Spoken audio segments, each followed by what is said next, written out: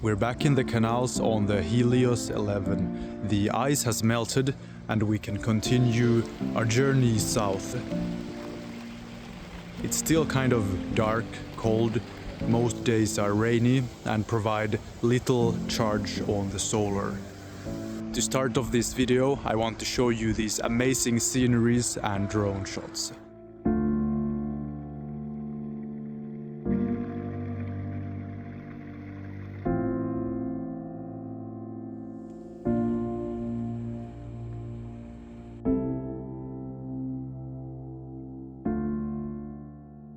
Let's start with the first thing that happened when I returned to my boat that I abandoned in the frozen canals for roughly 2 weeks. So I flew off to Malta just to get into the mood of actually living in warm climates, sunny climates on my solar boat. Did a bit of 3D modeling and then returned once the ice had melted completely in the French canals. When I returned, I was curious to see how the systems are holding up. I checked the batteries, full. I checked the Victron app, no errors. So it was a huge relief seeing that everything simply works. It's not 100% sure, but pretty much I can just leave my boat, forget it, and all the systems should be all right. I still have a bit of a fear, a limited mindset. I think many of you may also share that these electrical systems are somehow complex, but they are in reality very user-friendly and require minimal maintenance. Even cheap batteries straight from China have pretty good safety standards. They have active monitoring and features that allow even the unaware consumer to use these things pretty much with no problem. I'm one of those persons who really don't care about the details. I don't want to understand exactly how my battery system and solar work. I just want it to work. I want the big picture to be functional, and we are living in an age where this is possible. You simply have to acquire systems that are of high enough quality that you can trust. And of course, when you are living on a solar boat, you need to understand the basics, and those are very easy to study with the modern tools today. So here is a summary of this topic. The electric systems simply work.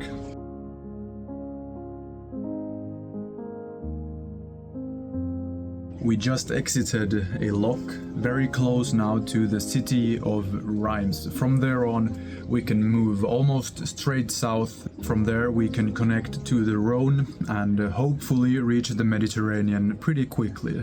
And the locks are the next topic. So what I've come to realize now is that when you choose to take the canals instead of the open sea, you trade comfort, safety for time.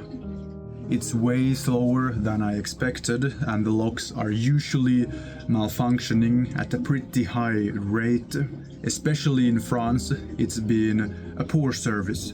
I couldn't even pay for the fee of the locks or for the canal systems because the web page was broken. I simply couldn't pay. So although the canals are beautiful, peaceful, there's no waves, barely any wind, I still feel like a shark stuck in a little lake. I need the open seas, and I'm gonna get them soon. So if you want to make the journey truly yours, make sure to not depend on something external to function. Take the open seas and make sure you have a seaworthy vessel. That is part of the journey also on Helios 11 to make it completely seaworthy. Here are some very positive news, as my location is moving ever more south and the days are getting slightly longer all the time. I'm starting to see significantly increased solar input even on cloudy days. Just a couple days ago I got 1700 watts on cloudy. So when I've been sailing down from the Nordic winter, I've shifted my moods. In the start I felt that maybe this isn't working as well as I expected, but now it's starting to look like my wildest most positive estimates are actually looking true. And this can be explained by three compounding effects. The angle of the sun is rising, the length of the days is increasing, and also the amount of clouds is reducing as I get from the Nordic European winter toward the south. This means that the increase in my solar input is exponential. I've been following the news regarding solar electric improvements, and this looks very promising as well. We can expect a 3 to 10% increase in the efficiency of solar panels, batteries, and electric motors, and these may look like pretty small increases, but they do stack, they compound exponentially. When we get slightly more solar input into batteries that are lighter and carry more energy per kilogram, and then we can output that energy using an electric motor with higher efficiency, we end up with something incredible if that is combined with a good hull. So it looks that all the estimates I've made of the Halo 13 or Helios 22 are actually pretty conservative. We hit the log, a small one, that shouldn't be any problem. Now, the worst thing on my journey in the past couple days was much more severe than this single log we just rammed into, and that was weeds. We've encountered roughly 30-kilometer stretch of the canals that were completely overgrown. In some areas we could barely move forward, and I actually chose to just take the boat on a walk. I pulled it instead of going like 2 knots, trying to cut through the weeds with the motor. There was no use of cleaning up the motor because it got jammed right away. So these weeds slowed our journey quite a lot and made me long for the sea. Now we're actually hitting some more weeds. It's not critical, but I'm gonna go and clean up the propeller.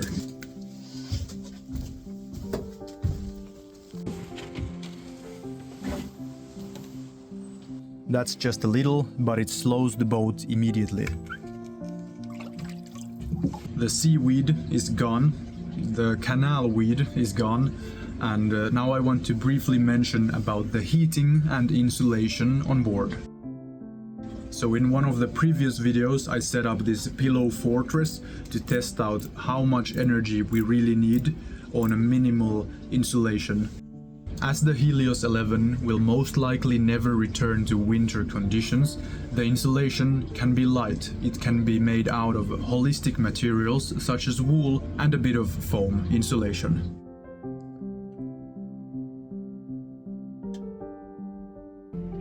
As for my heating, I got a 940 watt infrared heater. It's enough to make the cabin very warm, above 20 degrees over ambient temperatures, and with half power, 420 watts, it's fairly comfortable. 420 watts is nothing on a solar boat, especially once I reach further south, so that will be a very efficient means of both getting the infrared treatment as well as heating.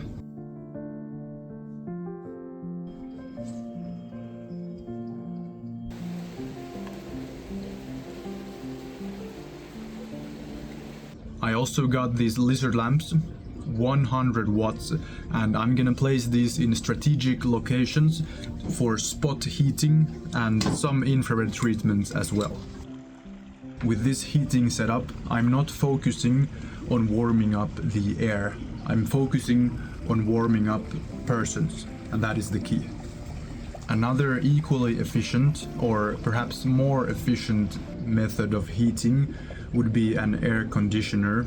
I've gotten a lot of comments of that in my videos, so thank you. And that would definitely be viable if I want the most efficient heating per watt. So the systems are running, everything is getting better, we're getting more sunlight, longer days, more warmth, And in the next video, I'm gonna make a cost breakdown of the reality of traveling through the canals, living on a solar boat, and why I believe that anyone who is ready for freedom, comfort, and adventure could potentially live on something like the Helios 11. See you in the next video.